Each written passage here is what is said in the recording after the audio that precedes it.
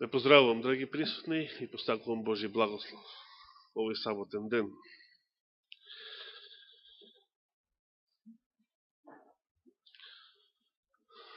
За денес планирав да имам темата Оваа Пасха, така е насловот, која што малку ја започнав мејатата сабота навечер. Па, ќе појдеме веднаш во Евангелието според Лука, каде што последен пат застанавме. Евангелието според Лука, 22 глава.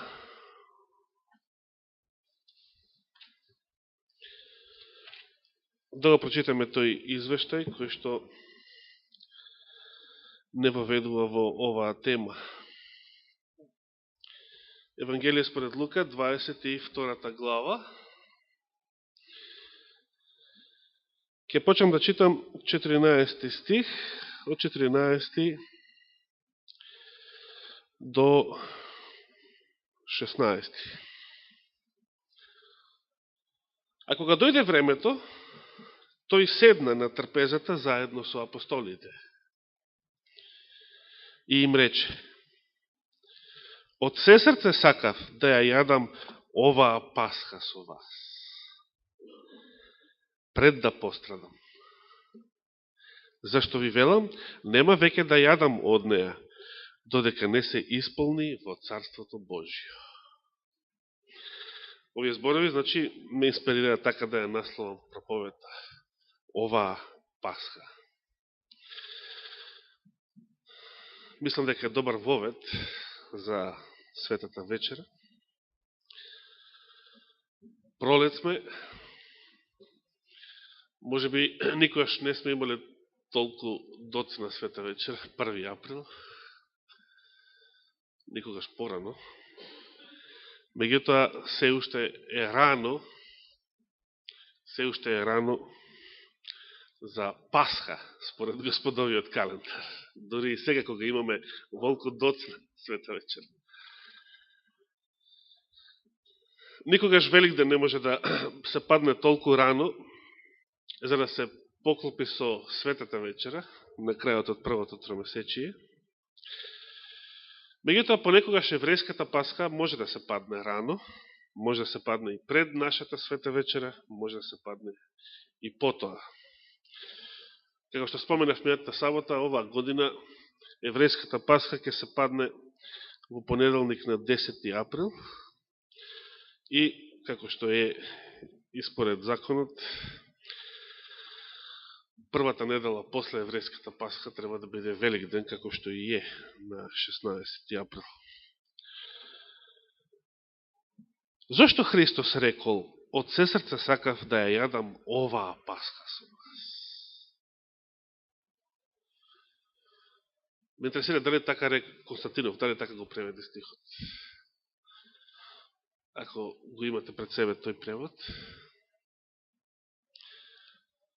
Значи, 15-тиот стих.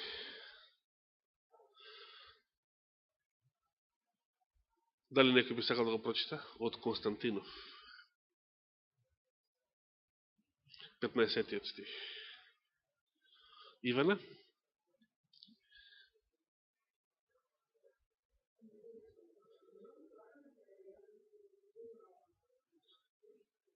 Добро, благодарам. Значи, оваа Пасха.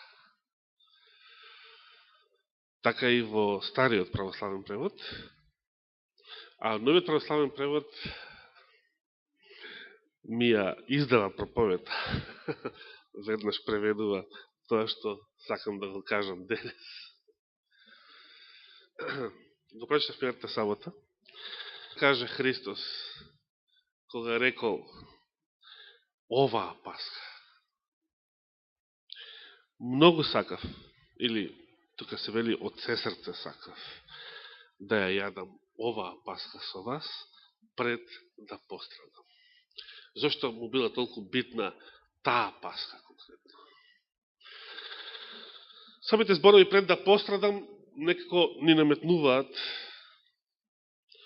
толкување дека му било битно затоа што тоа било последната Пасха од неговиот живот.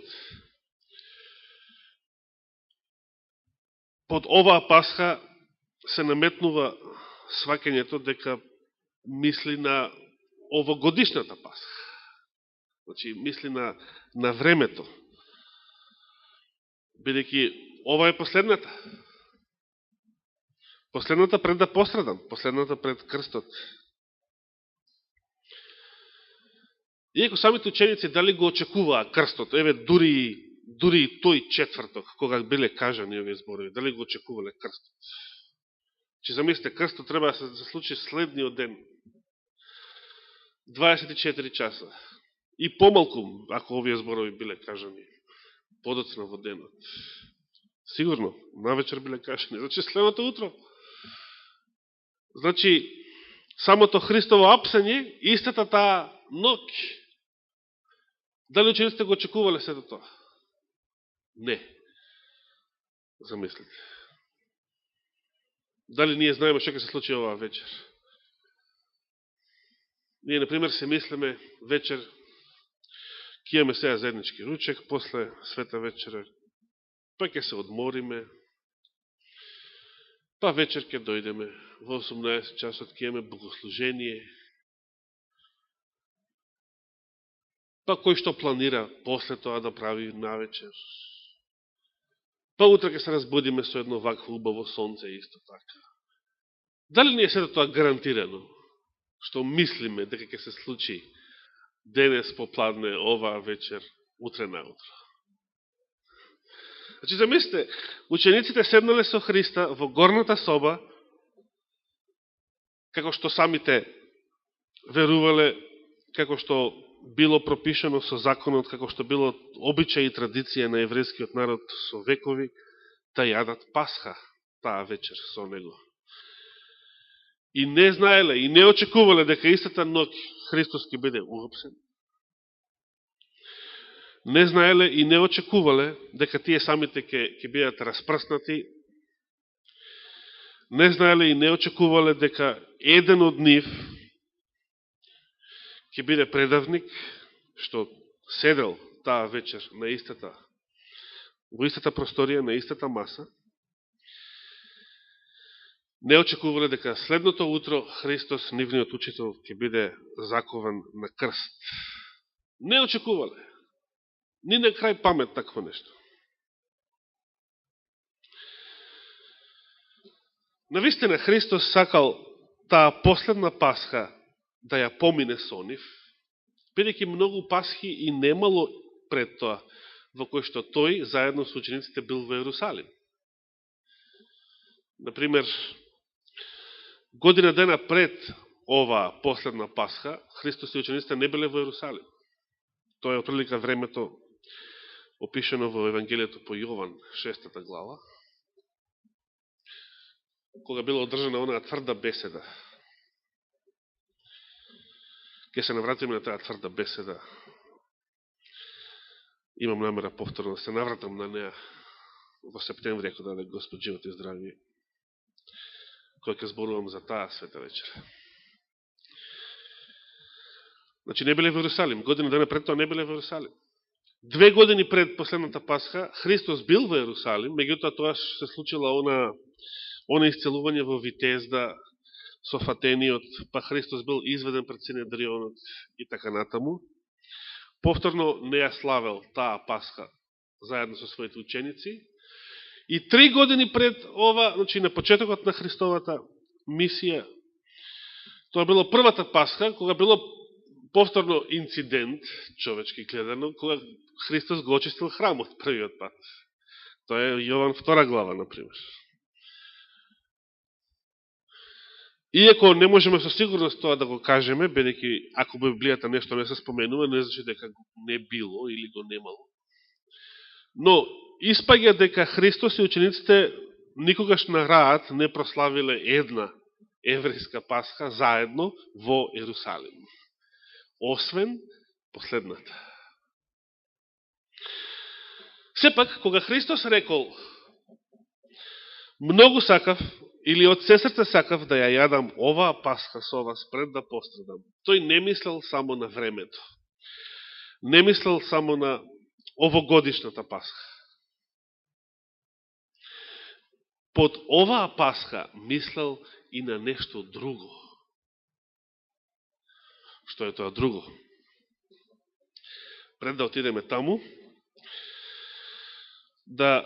само да го поставиме она прашање каде што немавме време минатата сабота. Според проучувањето минатата сабота навечер, што откривме од трите евангелија, Матеј, Марко и Лука? Кој датум бил четвртокот, кога Христос и учениците јаделе Пасха, ајде така да речеме? Четвртокот бил 14-тиот ден, според трите евангелија. Тоа можеме, без да одиме сега повторно во Матеј и Марко, само да го повториме доказот од Лука. Истата оваа глава, Лука 22 глава, на почетокот, првиот стих, што ни вели? Се приближуваше празникот без квасници, наречен Пасха. Во ред. Сега, 7-миот стих, се префрламе, од првиот на 7-миот стих. Дојде денот без квасници, се мисли на Пасха, кога требаше да се заколе пасхалното јагне. Според законот, кога требаше да се заколе пасхалното јагне? Ке читавме и тие стихови во Излез 12 глава и се повторуваат во Левитската книга 23 глава, каде што се спомнуваат сите господови празници. Кога се колеше пасхалното јагне? На 14. Според законот секаде на 14 вечерта требаше да се јаде Пасха, а со тоа започнувал, навечер започнува наредниот ден, 15-тиот, кој што бил првиот ден од празникот без квасници. Кога Христос и учениците јаделе Пасха, односно, кога се случиле сите овие разговори, сите овие подготовки, например, 7-миот стих да го повторам, дојде денот без квасници кога требаше да се заколе пасхалното јагне, знаеме тоа било 14-ти, па ги испрати Исус, Петар и Јован и им рече, одете и пригответе ни Пасха за да јадеме. Кој ден се води овој разговор? Во кој ден од седмицата? 14-ти точно. Во кој ден од седмицата? Четвртокот. Четвртокот бил 14-ти. Ова сакам да го нагласувам често, бидејќи во поголемиот дел од христијанскиот свет владе убедување дека петокот на распетието бил 14-ти. Не е тоа толку битна тема, меѓутоа за они што сакаат подлабоко да проучуваат, е битно.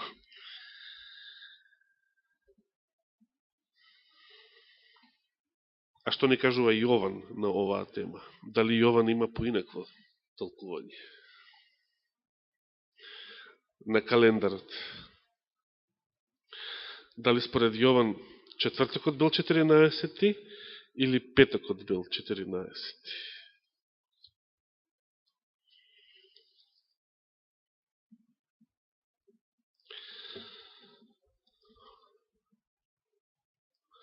Постои верување дека Јован користел друг календар, например во 13-та глава, главата од каде што ги читаме зборовите за обредот на понизност.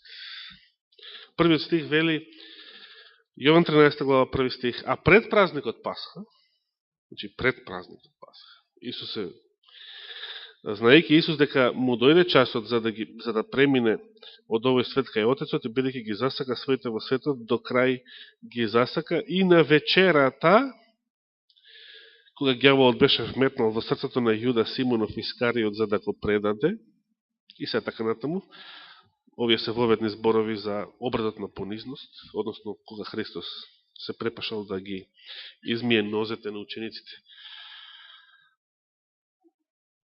Не можеме да заклучиме дека првите зборови од првиот стих, а пред празникот Пасха, се однесуваат на четвртокот вечер, кога Исус им ги измил нозете, бидејќи првиот стих само вели дека Исус тогаш ги засакал своите во светот и до крај ги засакал. Може би се мисли на времето пред четвртокот. Не можеме со сигурност да тврдиме. Не е тоа толку битно. Меѓутоа,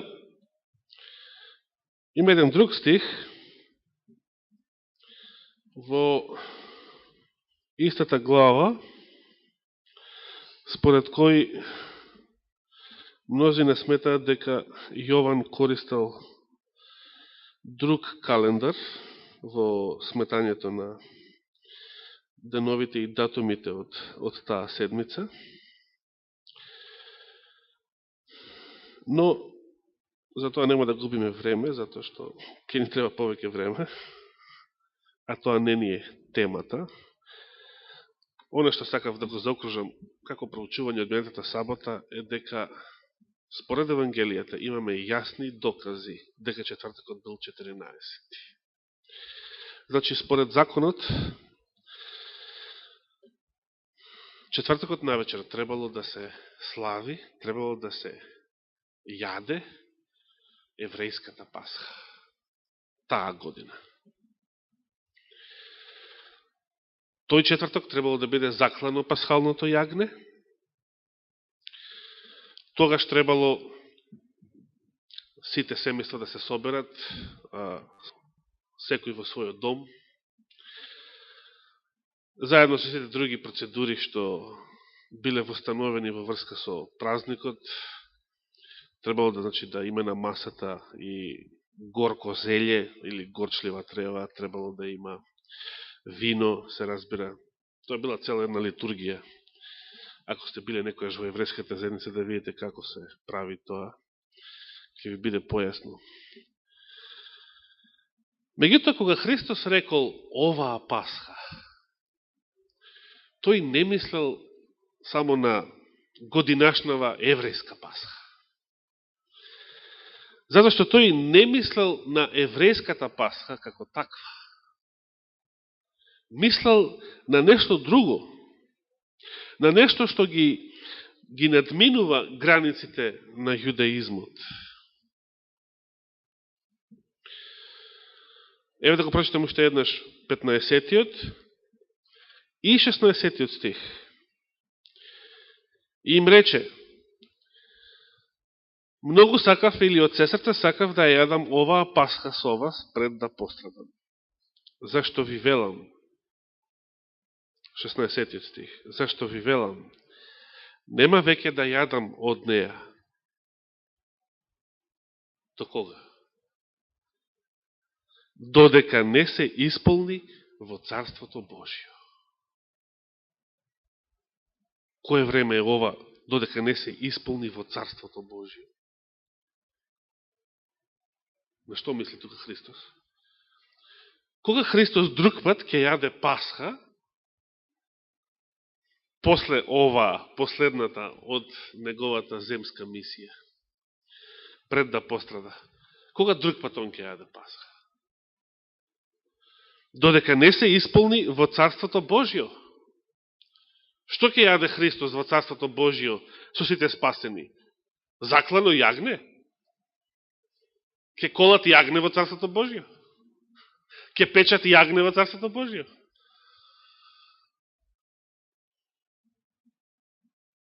Се разбира, не.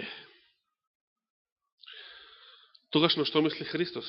Додека не се исполни во Царството Божио. Што ќе јаде и што ќе пие Христос со сите спасени во Царството Божио? Ако не месо, печено. Ќе јаде светата вечера, ќе јаде Господовата вечера, како што поин се нарекува. Значи, што мислел Христос кога рекол оваа Пасха? Освен што мислел на годинашнава, значи, освен во календарски смисол. Мислел на првата христијанска Пасха, ајде така да ја наречеме, што таа вечер ја востановил. Много му било важно пред да пострада да го востанови овој свет чин, овој обред. И затоа 17-тиот стих, што не го прочитавме досега, продолжува и вели: тогаш ја зеде чашата. Подоцна за време обредот ќе ги читаме од Матеј, традиционално. Небе сега да ги прочитаме од Лука, како Лука го раскажува тоа. Значи, додека не се исполни во Царството Божјо, тогаш ја зеде чашата, заблагодари и рече: земете и разделете ја меѓу себе. Зашто од сега, еве сега објаснува, 18 стих, зашто од сега нема повеќе да пијам од лозовиот плод. До кога? Додека не дојде Царството Божјо. Значи, Христос најава дека и друг пат ќе пие, и во иднина ќе пие вино. Ама знаеме какво вино. Какво вино ќе се пие во Царството Божјо. Знаеме какво. Бесквасно вино и тоа. Неферментирано. Ќе пие и друг пат Христос, како што сами одвели, од овој лозов плод. Ама во Царството Божие. И се разбира 19 и 20 стих, потоа зеде леб и заблагодари. Го прекаши и им даде, велејки: ова е моето тело што се дава за вас. Правете го ова за мој спомен. Исто така и со чашата по вечерата, велејки: оваа чаша е новиот завет со мојата крв, која се пролева за вас. Тоа било она што Христос го нарекол оваа Пасха. Бидејќи само таа Пасха, светата причест, е она што и друг пат ќе се случи во иднина. И за нас денес тоа е се уште иднина. Во Царството Божјо, кога Христос лично ќе ги послужи сите спасени од сите векови. Сакате да бидете присутни на таа Пасха, кога не јас, туку Христос ќе ве причестува. Да даде Господ. Амин. Повели вас се. Добро, тоа нема да биде еврејска Пасха, сигурно. Тоа беше темата Васе, дека кога Христос рекол оваа Пасха, не мислел на еврејската Пасха, не мислел на законската Пасха, туку мислел на она ново, што тогаш он за прв пат го востановил. Да даде Господ Христос да ве послужи еден ден на небесната трпеза. А сега, со овие зборови, ве отпуштам прво сестрите, потоа останатите, во долната просторија на обредот на понизност, да го запазиме и мирот, и светоста на молитвениот дом, и да се подготвиме за овој свет чин. Бидејќи ова е свет чин, ова не е некоја обична церемонија, ова е свет чин, и само кога нашите срца така ќе бидат подготвени и така ќе го доживуваат, така ќе го добијат и благословот што следува со него.